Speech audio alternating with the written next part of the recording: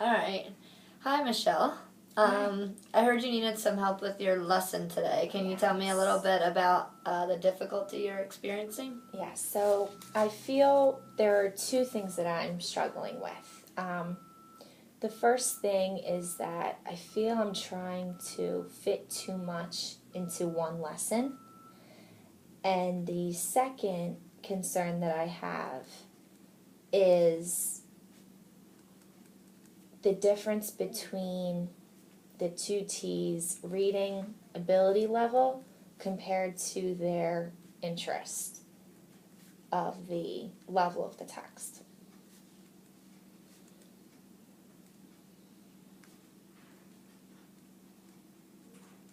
Okay.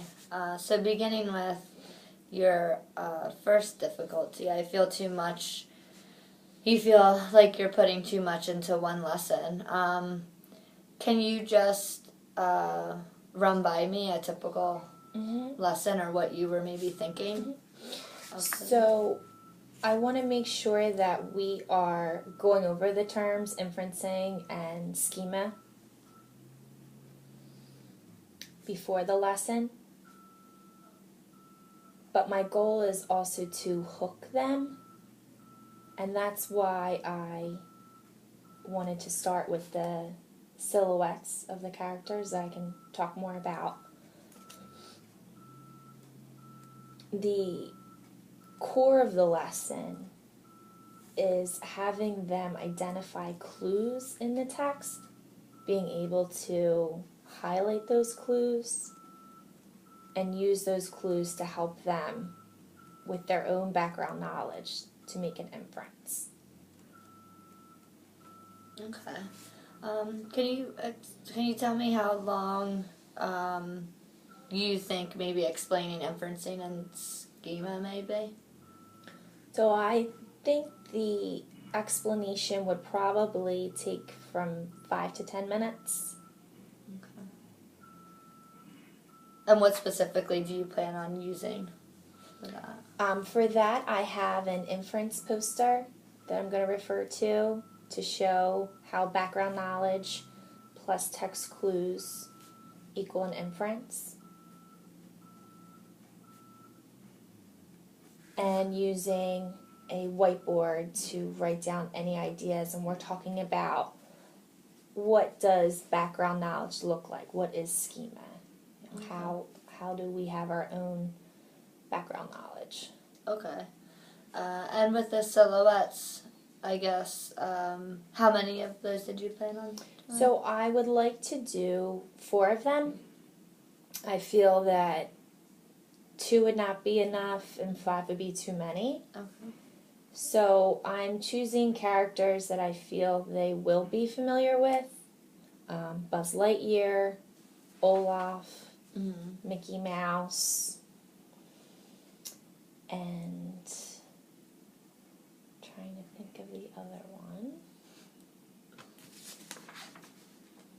Buzz Lightyear, Mickey Mouse, there's Cheshire Cat. The Cheshire Cat, Olaf, yes. Cat I in feel, the Hat. yes, Cat in the Hat. Thank you. So trying to pick characters that I feel they've seen quite often, but really talking about, well, how did they know? What are clues about just that silhouette of the character that helps you? Okay, so what I hear you saying is that you're using familiar characters so that that background knowledge is already there. They're just piecing together Yes. the clues. Yes. Okay. Yes. And how will the silhouettes then guide them into finding clues in the text? Like, how do you want that? How would that look? That transfer into your lesson to the text? I want to hook them to show how inferences are used in our lives aside from reading, but also help them to get engaged with looking for information within the picture and then relating that to looking for those text clues in the story. So I'm trying to use a picture because pictures are also in books as well that we can use to help with clues. So I want them to understand how pictures can help, and we can use the same strategies as well as text clues in a story. Okay. So how long do you think the silhouettes would take you, give or take? My goal is not more than 5 minutes. Okay. I predict that they're going to know the character. Right. So my goal is going to be showing them their own background knowledge, but then also some other clues that could help describing that character. Okay. How will you guide them if they don't know So if the character? they don't know who the character is, then I think what I will do is show them the character so they can actually see the picture, and then kind of work backwards that way with then pointing out exactly what we can see and showing how would those clues help related to the silhouette. Okay.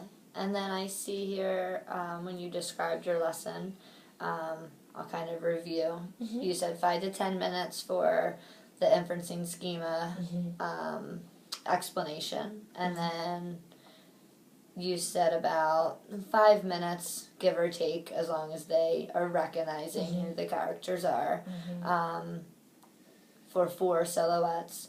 And then we have here identify clues and highlight. Will you be using a text for that, or? Yes, so I am going to use just a paragraph from the text. So I have the text that I'm going to model for them, Fuzzy Mud. Okay. And I also have the text that they have personally selected as well. Okay.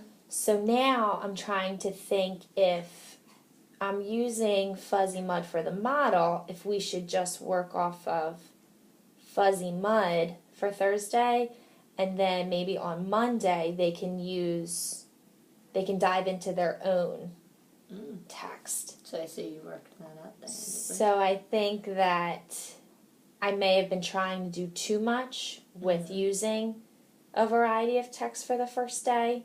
So I think I'm going to change that and just stick with Fuzzy Mud. They can still read through their story, but we'll dive in the following week. Okay. And how long, again, just running through time, how long do you expect maybe the Fuzzy Mud modeling with the clues and the highlighting and all, how long do you think that would take? That should take about 20 minutes. Okay. And then through that modeling, we'll use the graphic organizer so that as we're having that oral discussion, we can also write down those clues as well as their own background knowledge to build inferences. Okay. So from hearing what you're saying and your timeline, we have about 30 minutes there. So do you think? And I think that's kind of where I was struggling, because I have a lot before the lesson starts. I want during the lesson to be the bulk of time, but then also after reading, I wanted to have time to debrief as well and talk about it. So that's where I'm still thinking if I need to shorten the before reading. Okay. Well, I saw in your lesson plans you said you planned on reviewing with your tutees the purpose of inferring and background knowledge. Would you just be able to explain briefly how you have already reviewed that skill with your students? So today we just did a very simple introduction, so it's something that I'm going to go more in depth with discussion and examples on Thursday. And I know you had said, I don't know if from today or not you've noticed, are your students, have they mentioned maybe being familiar with inferring, or? We didn't get to to fully explain that Okay. that part from their own. Okay. And I know, going back to kind of what you said about the silhouettes, and you're kind of expecting them to know them. I see you have 4 of them.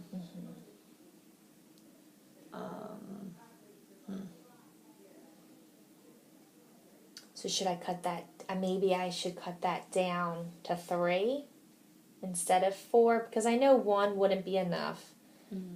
2 is not enough, so maybe 3 would be better than 4, and that could cut back and shorten that part of the lesson, because I really want to have most of my time diving into the text. So maybe I think I'll cut that back to 3 instead of 4. Okay. And that'll shorten some time. And I guess, did you have any more questions about that particular? No, this really helped. Okay. And going into your second difficulty, between your 2 2Ts reading, not so much leveled text, but more so going off of interest. I guess my biggest question for you would be how you plan on guiding them when it does get difficult, since you had stated that it will be not particularly on their level, but they're highly interested in it. So what I want to do first is I'm going to pre-select a paragraph to just work on at first, and I want to identify the vocabulary that I feel they will struggle with and have that discussion in breaking down unknown words. I know we did our inventory today. We did a reading interest survey, and Kaylee had shared that one of the areas she struggles with is when she comes to a word she doesn't know and she's reading it out loud in class, she gets embarrassed. So this shows me that there are many challenging words for her, especially because her instructional level is a 3rd grade word list. And she's in 7th grade. So that's something that I definitely want to make sure I'm looking at that vocabulary ahead of time and helping her break down those words into parts. That was going to be my next. What strategies were you looking to use to help her with that? Yeah. So breaking down? Breaking it down.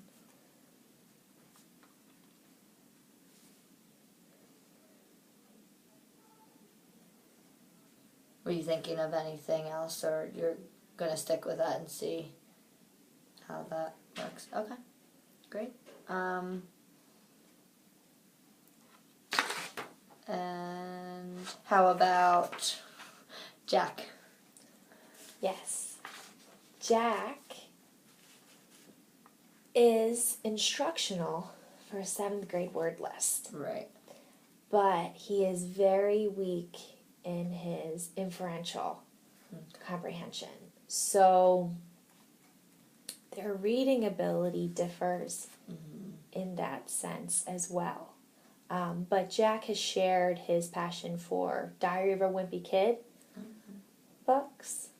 And when we were talking about it, he was able to recall significant details that were funny to him in the book. So that does show me he is able to retain the information, but it has to be of his interest. I think if he's not interested in it, that's really going to affect his comprehension negatively as well.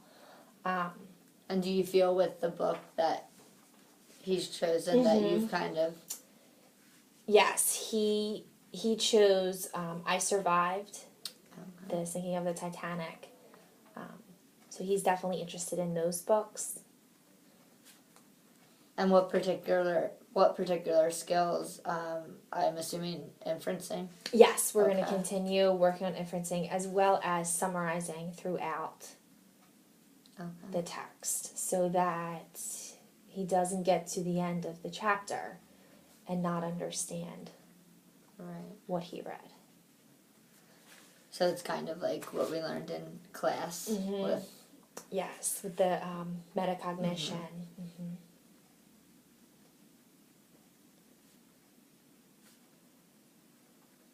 Okay, and I guess that leads me then to my final question. What would you like me to look for when I'm observing you? So I would like you to look for the ability to identify the clues from the text.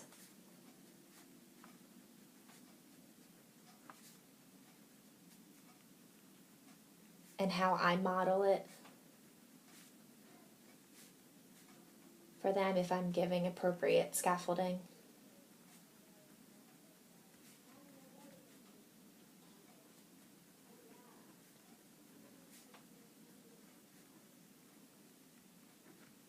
Okay, So, okay. no, you're fine. I'm thinking in terms of collecting the data. I want to focus more on the accuracy of identifying text clues. Are they identifying appropriate clues? Or are they just reiterating what's in the text when they connect their background knowledge and the text clues to build an inference? So I think I would like you to look for the accuracy. And I think in terms of collecting Is the there any accuracy, particular way you would like me to? I think maybe just a yes or no chart. So maybe list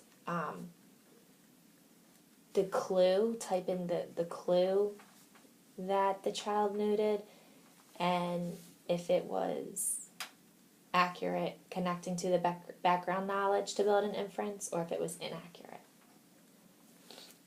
Okay, so what I hear you saying is that you would like me to track the accuracy of the students when they're responding to the clues in the text. Okay, so list the clues, and if the clue was accurate. Yes. Okay. Did I miss anything? No, there? Okay. no, that's good. Okay. All right, thank you so much. All right.